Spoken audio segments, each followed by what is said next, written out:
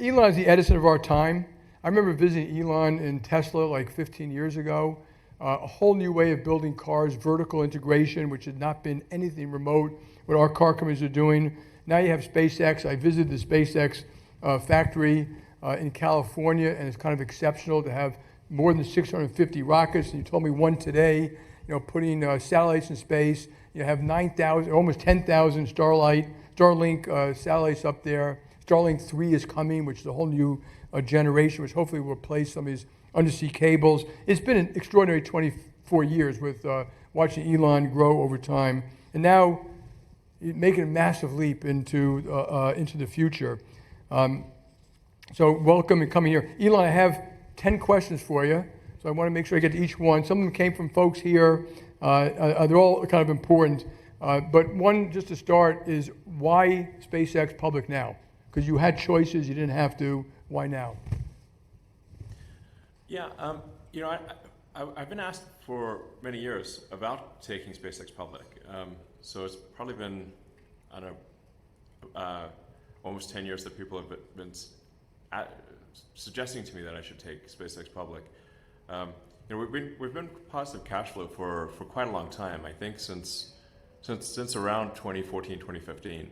And we've been self-funding. In fact, in our sort of private equity rounds, they actually have not been fundraising rounds. They've been liquidity rounds for investors and employees, because we give everyone at the company stock.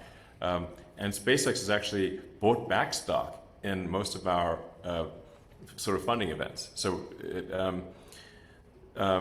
what's different about now is that it's a number of things, but we are embarking on a significant growth phase, like a capital growth phase, where we are going to put in orbit probably 100,000 satellites, or probably over 100,000 satellites, just for communications. And these will be of the version 3 and beyond, versus version 2 and version 1 that are currently in orbit. Version 3 is, depending on how you count it, 10 to 20 times more capable than the version 2 satellite. And there were 3 chips that the SpaceX chip design team taped out that are specific to this, that are far beyond state of the art. Which means it's 100 times more bandwidth than the SpaceX Starlink system currently offers. And also half the latency, because the altitude will be about half the altitude. So I think it will actually be the highest bandwidth, lowest latency means of communicating.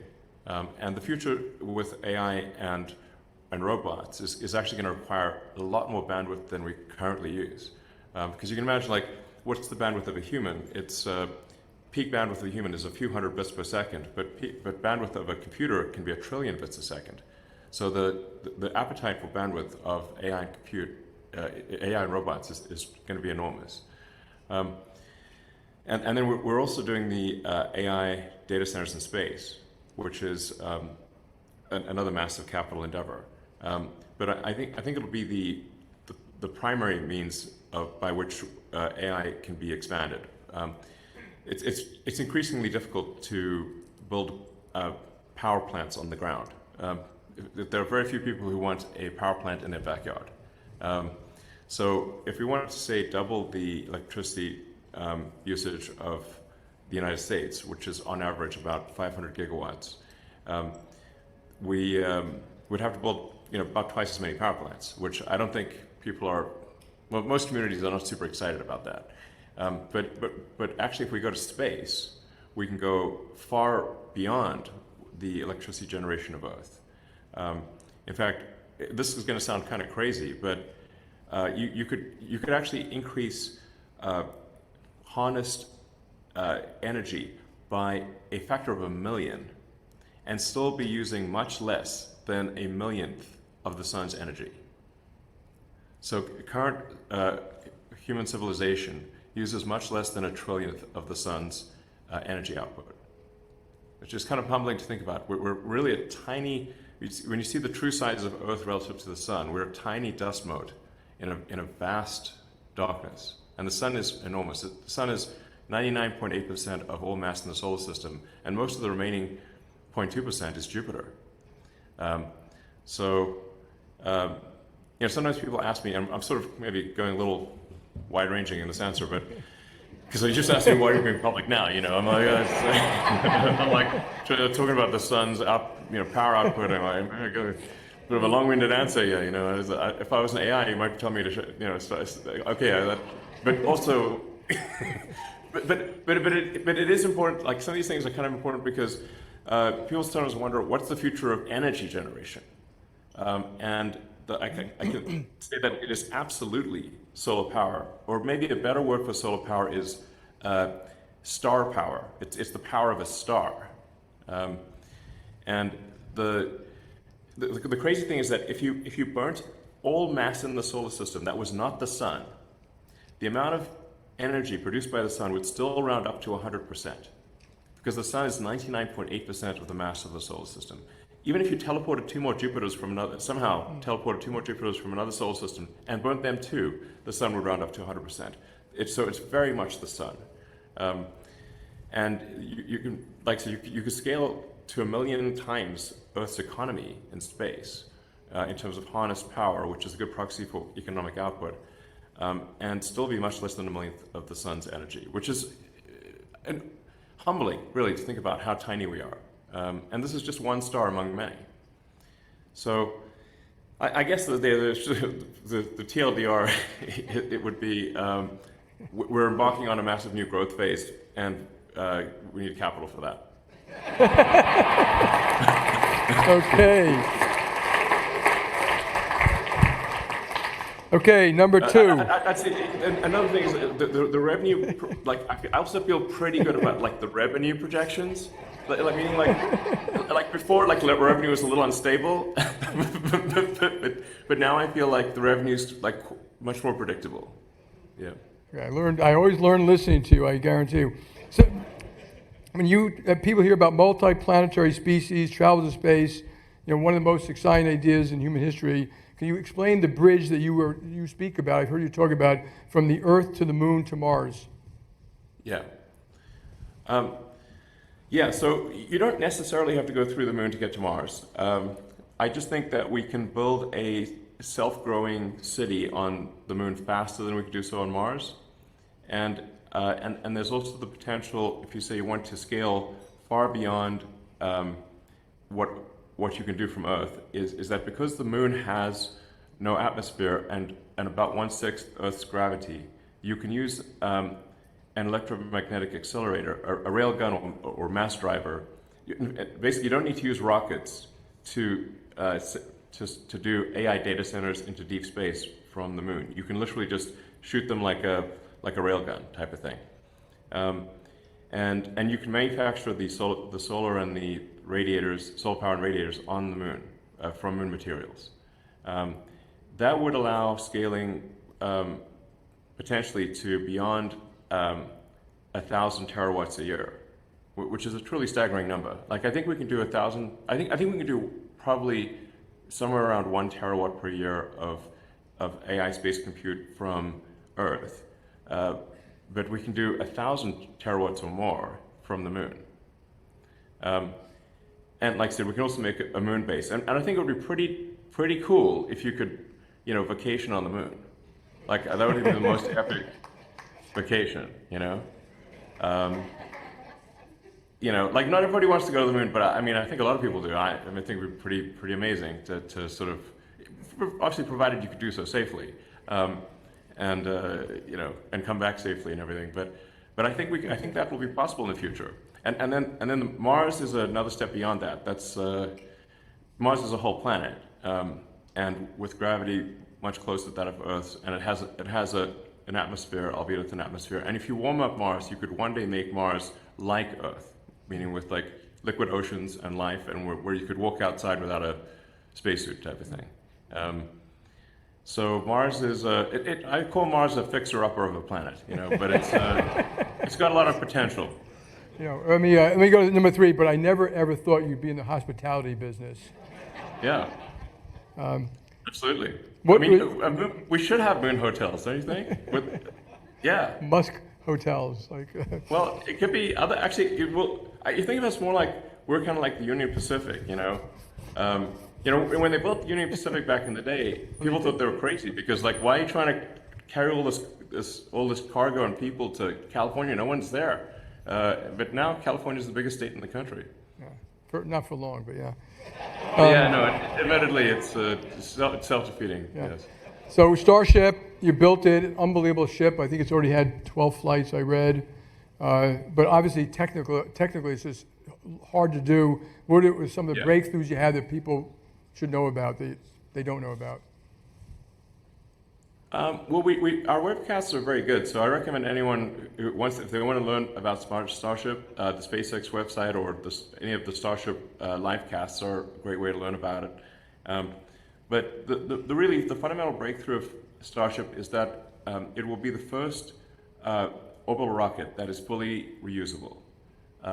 So this might sound like an obvious thing, but because in every other mode of transport, whether that's aircraft, cars, bicycles, horses, you name it, ships, these are all, we take it for granted that they are reusable. An aircraft journey would be very expensive if you had to throw the plane away every time. And that's how rockets have been in the past. But it's very difficult from a technology standpoint to achieve full reusability for a rocket. We've got part of the way there with Falcon 9, but we'll get all the way there with Starship. And once you achieve full reusability, then it's simply a cost. It's simply the cost of access to orbit is just the cost of propellant, because now you can reuse all aspects of the vehicle. And the propellant we used for Starship is liquid oxygen and liquid methane, which is the cheapest propellant you could possibly get. I mean, we can just literally get oxygen from the air and methane from natural gas. So the cost of propellant for Starship will be less than the cost of jet aviation fuel, which means that you should be able to actually send cargo to space for less than the cost of cargo on an airplane going on a transoceanic trip. Unbelievable. Starlink, another thing that has been amazing, global communications. We already mentioned Ukraine. You had mentioned to me that V3 would maybe be able to replace some of these cyber cables, which, by the way, is a huge security risk for all of us because several have already been cut in the Baltic Sea. So what's the next view for Starlink, both V3 and maybe V4? So the V3 satellite is a gigantic, and you can look it up on the internet, is, as I said, it's 10 to 20 times more capable than V2. It's a very big satellite. In fact, it can only be launched on Starship. It's too big to be launched on any other rocket on Earth. So Starship has a 30-foot diameter cargo bay, the V3 satellites are, they're about 7 meters, so about 22 or 23 feet wide. So very, very big. Like they're the size of a small bus, essentially. And there's a bunch of technical details about, we have much bigger phased array antennas. We've got more KU ground links. We've got more of our laser. Our satellites communicate with each other with lasers that we developed and manufacture. So it's got a lot more lasers and more advanced lasers. It's also got W band and E band. I mean, these are kind of technical details, but it's got a lot of. It's like a crazy orbiting radio station. And doesn't Starship do like 12 of them or 15 at once? Well, it should be able to do 50. 50. Yeah. Because Starship V3 is aiming to do 100 tons to orbit with full reusability, and then Starship V4 we're aiming for over 200 tons per mission, and then being able to launch every hour. So next one, data centers in space. You've been talking about that. Other people have mentioned it, but obviously it has different technical capabilities. It's colder up there, it's less vibration, but you also got to get the data back to the Earth by some method. I think you mentioned me lasers in Lasers, good weather yeah. and bad. And so how hard is it to do now that you've looked at it for a while? We don't think this is a particularly difficult thing to do. In fact, we think it's easier than our communication satellites. Like quite a bit easier than our communication satellites. The Starlink V3 communication satellite is an incredibly complex machine. The AI data center would be much simpler by comparison, because it's really just solar power plus radiator, some basic equipment for operating the satellite, and then the laser links which would connect to the Starlink communications constellation, and then to the ground. And the connection would happen no matter what the weather is, because once you connect via lasers to the Starlink communication constellation, the Starlink communicates to the ground with frequencies that are cloud penetrating. So they're in fact even roof penetrating to some degree. So you would always be able to close the link with the data centers. Excellent. Talking about America, one of the big things here, we've been talking about the reindustrialization of America for a long time, bringing back advanced manufacturing. Now you're talking about building the TerraFab, building chip fabs in New York. What compelled you to do that now with all the other things you're working on? Well, we try to, so what's the limiting factor? And the limiting factor, what we see as the limiting factor is being able to make chips, both logic, memory, and packaging. I mean, it's worth noting that there's not a single high-volume computer memory fab in America right now, zero. There's one being built in Idaho by Micron, but that will not reach volume production until, I believe, 2028. And there's some being built in New York, but they are in, I think, 29 and 30.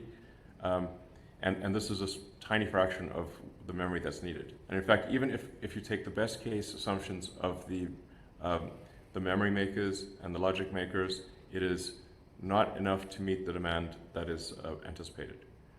Which is why you're seeing, stocks of like Micron go to, I think, 1.2 trillion, or it's some quite high number.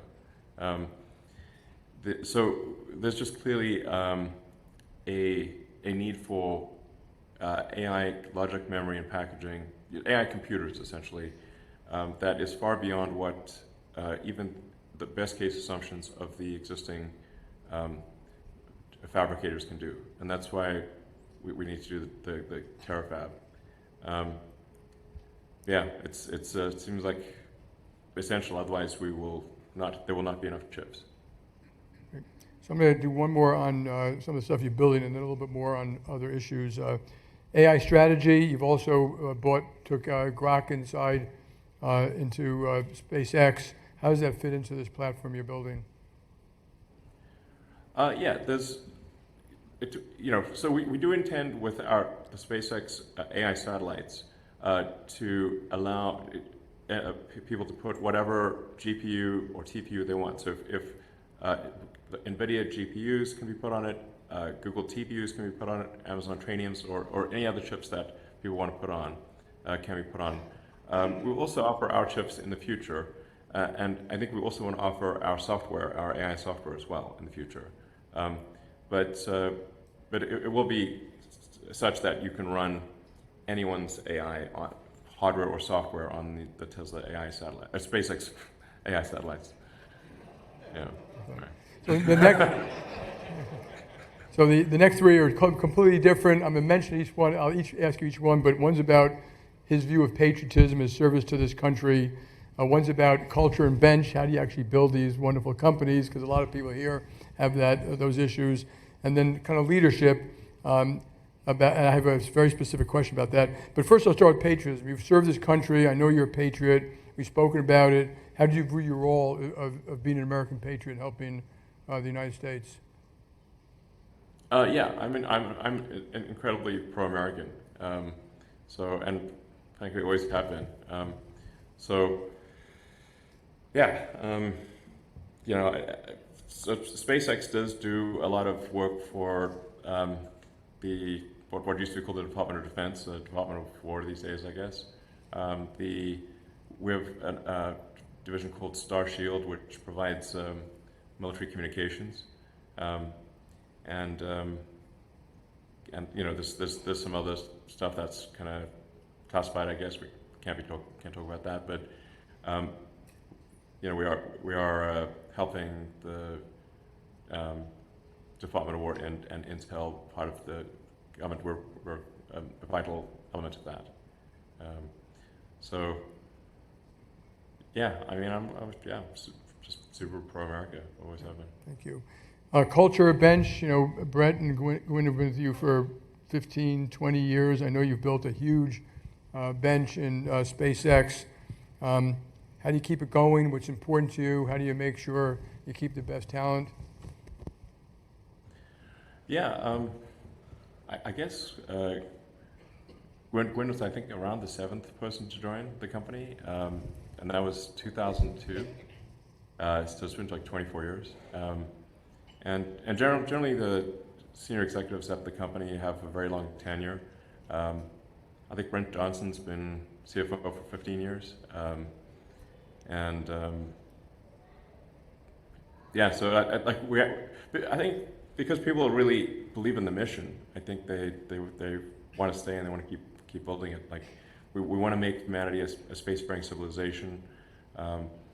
We want to, you know, take humanity to Mars and the Moon and ultimately beyond. You know, we want to make, it's like science fiction, make it real, you know, so like, you know, go to places that have never been explored before. You know, like make Star Trek real, you know. That was one of my favorite shows. Yeah.